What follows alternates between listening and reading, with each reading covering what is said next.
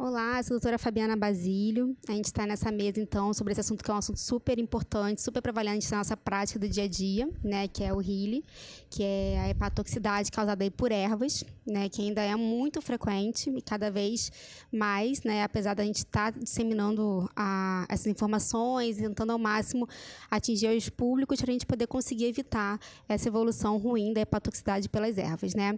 Então, nós estamos hoje com três profissionais super experientes, né, e a gente vai discutir um pouquinho. O principal enfoque dessa mesa é a gente falar as 5 principais ervas, né, principais causas de HILE, mas é claro que um país tão grande, tão heterogêneo quanto o Brasil, a gente vai ter ali uma divisão também por regiões, né, e foi bom que a nossa mesa é heterogênea também. A gente tem a doutora Devora do Sul, o doutor Raimundo Paraná do Nordeste e a doutora Kícia do Sudeste. Então, eu vou passar a palavra primeiro aí para a doutora Devora, para a gente poder saber aí qual é a experiência dela com relação ao HILE, né, as principais 5 ervas aí da região sul que traz esse dano hepático importante. Então, muito obrigada, Fabiana. É um prazer estar aqui com vocês, com essa simpática mesa, né, para a gente conversar sobre a fitoterapia, os chás mais frequentes no nosso país e, eventualmente, o dano que ele possa trazer ao fígado, né? Então, a ideia de trazer os 5 chás mais frequentes, evidentemente que a gente não tem uma estatística realizada, né, fidedigna, enfim, como cientificamente se gostaria, né? Também a gente não tem a facilidade do diagnóstico de DILI em fitoterápicos, né? A gente sabe o quanto HILE ou mesmo DILI é difícil para ter uma certeza diagnóstica, especialmente porque eles estão associados muitas vezes a outras ervas ou a outros fatores ou a contaminantes e etc, etc. Mas então eu vou mostrar para vocês assim o que nós pensamos. Nós conversamos lá no ambulatório onde eu trabalho e a gente chegou à conclusão assim de algumas 5 mais populares, eu diria, né, o que a gente costuma ver com maior frequência. Isso não quer dizer que realmente sejam as 5 mais realmente frequentes no Rio Grande do Sul. Então, só para mostrar um pouquinho para vocês, eu vou começar falando especialmente pelo FOTI, porque o FOTI é o polígono multiflorum, que não é o mais frequente no Brasil, e talvez, mas é sim no mundo, né? Esse é o chá mais utilizado, especialmente porque no Oriente ele é muitíssimo utilizado, né? E o que eu achei interessante é que no Brasil vocês podem ver como que ele vem prescrito, né? Ele serve para tanta coisa, né? Que aí a gente fica perguntando, não tem como não usar, né? Ele é um antiespasmódico, ele tem ajuda na fertilidade, é um afrodisíaco, é um diurético, analgésico, anti-inflamatório, rejuvenescedor, né? Hepatoprotetor, antitumoral, cardiotônico, antibacteriano, antifúngico. Então, assim, com tantas indicações, né, é muito pouco provável, né, que as pessoas acabem não usando. Então, acabam usando. E ele, então, chegou até o Brasil. E aí, no Brasil, a gente tem várias fórmulas, né? Nós não temos experiência muito evidente com ele. E aí eu vou passar, então, do mundo. Esse também foi muito citado pelo artigo do professor Brandão, que é da região sul, que fez uma revisão sistemática e que avaliou 5.918 artigos, e desses eles selecionaram na revisão sistemática 448, e aí eles encontraram também como o FOTI sendo o primeiro lugar no mundo.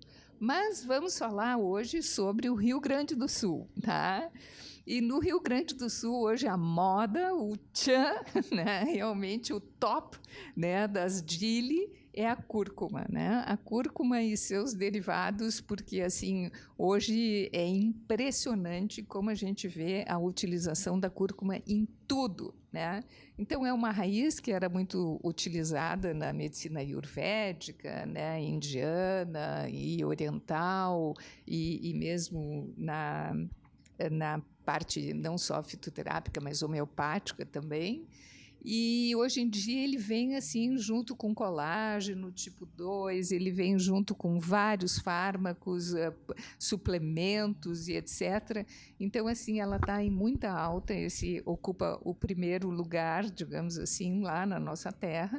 Como eu tenho 5 minutos só, não vou fazer a fisioterapia de cada um e a fisiologia e fisiopatologia, mas dizer que o segundo lugar é ocupado pelo chá verde, né, que todos nós conhecemos, a Camellia sinensis, especialmente com a ideia de perda de peso, né? Eu acho que a principal função da utilização dele, empatando quase também muito comum lá os ansiolíticos, né?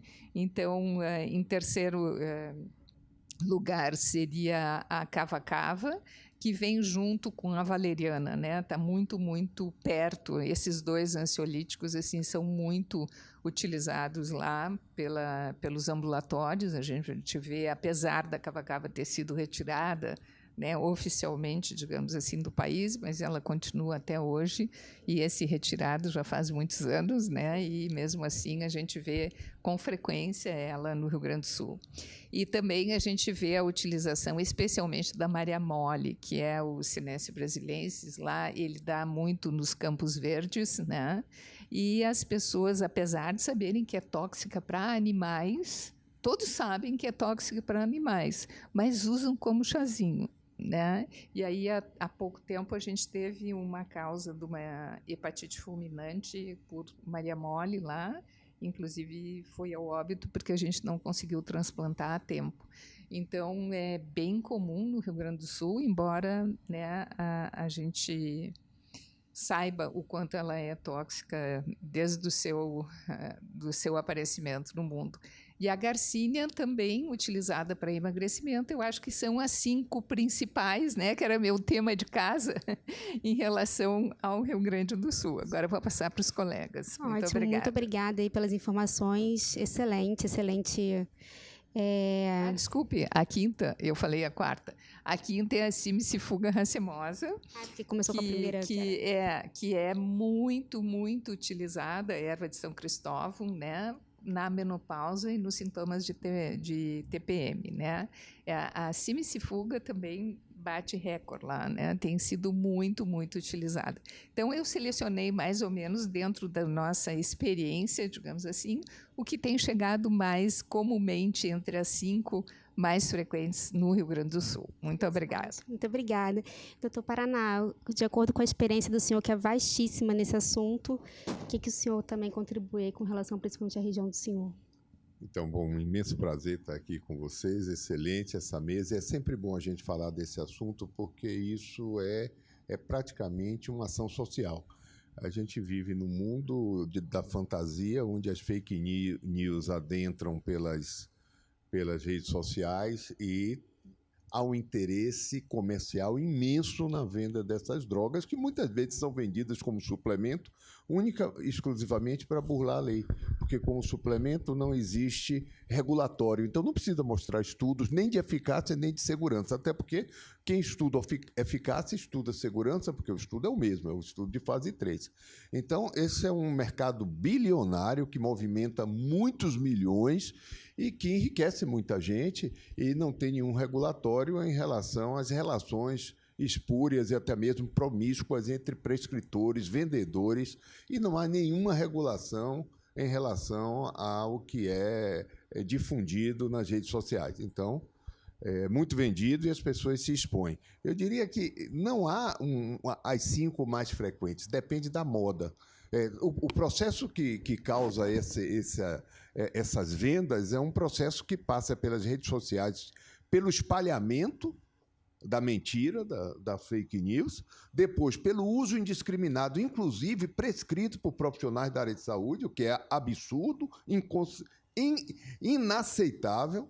Depois isso entra em fadiga e se inventa outra moda. Isso já foi o cogumelo do sol, já foi a alcachofra, já foi cava-cava, já foi hibisco, já foi, agora é cúrcuma. Então, em primeiro lugar, atualmente, para nosso grupo, que é um grupo que estuda a toxicidade a longo tempo, é a cúrcuma, e a cúrcuma em seguida da peperina. que é a pimenta negra, que, aliás, causou um surto de hepatite grave na Europa em 2022, em alerta máximo, e no Brasil é vendida livremente como anti-inflamatório. Cúrcuma não é anti-inflamatório, coisa alguma, não tem nenhuma documentação disso. A cúrcuma usada como tempero, ela sequer é absorvida, a absorção é mínima. Acontece que quando você usa com drogas que tenham alcaloides, aumenta a absorção e pode causar toxicidade. Mas não satisfeitos com isso, fazem uma concentração imensa da cúrcuma em cápsulas, e isso faz com que a curcumina, que é o princípio ativo, se torne agressivo. Pior ainda, se associa com outras ervas que têm alcaloides e que aumentam a absorção. É o caso da pimenta negra e a curcumina. É por isso que potencializa o efeito tóxico. Mas não satisfeito, existe uma situação aberrante no Brasil, aberrante, inaceitável, que se chama terapias endovenosas, mais conhecidas como soroterapia. É uma desonestidade sem tamanho, digna do artigo 171 do Código Penal brasileiro, mas que agora, em alguns indivíduos me chegam referindo que tomaram cúrcuma venosa. Isso é inaceitável. E eu vi há pouco tempo uma paciente internada com uma injeção intramuscular de cúrcuma. Pois bem, seguido de cúrcuma, ashwagandha. Ashwagandha é uma droga indiana, um medicamento indiano que tem 32 princípios ativos. Não tem nenhum estudo de fase 3 que avalie a eficácia e segurança. Está sendo muito usada para tratar obesidade e dislipidemia. É muito tóxica, causa toxicidade grave. O outro, dente de leão, eleva transaminases, não causa toxicidade grave. O chá verde, que já foi o primeiro da lista, agora está caindo mais porque saiu da moda.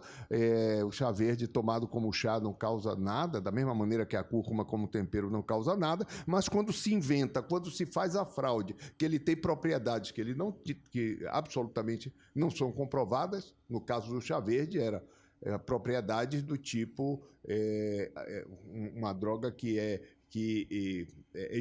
estimulante, protetora do fígado, e isso não é verdade de forma alguma. E quando você concentra a catequina numa cápsula, que é o princípio ativo tóxico, pode causar toxicidade. Ainda vemos, mas não com tanta frequência. Segue a maca peruana, é uma outra fraude, muito prescrita como um anabolizante natural. Não é anabolizante natural.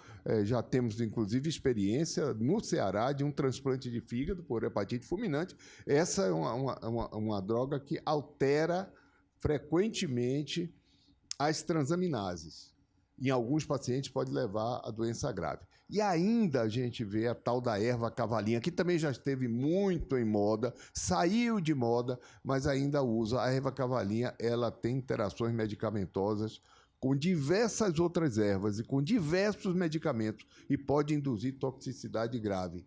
Essas são as principais. Em relação ao consórcio que nós temos na América Latina, a centelha asiática é mais usada em outros países. No Brasil já foi abandonada, mas já foi moda também. E ela continua causando na Argentina, no Chile, no Peru, toxicidade. São essas as principais.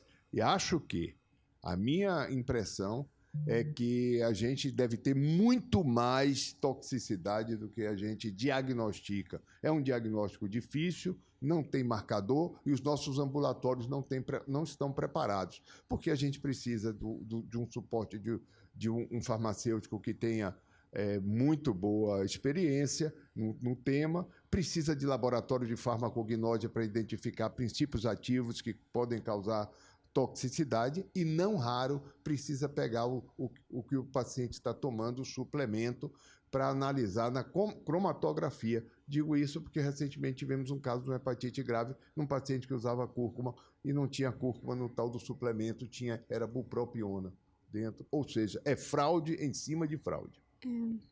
Grande aula. O Dr. Paraná sempre traz muitas informações novas, né? Extremamente interessante ouvir as aulas do senhor. Muito obrigada. A gente avançou bastante com a hora. Doutora Kícia, o que a senhora pode contribuir para a gente? Desculpa, ficou pouco tempo, mas resumidamente com a prática clínica da senhora. Eu vejo a dele assim, mais um aspecto cultural do nosso país, e vejo também uma falta de ensino médico e também essa medicina integrativa. Eu acho que não, uma medicina que não existe, porque existe ciência, sim.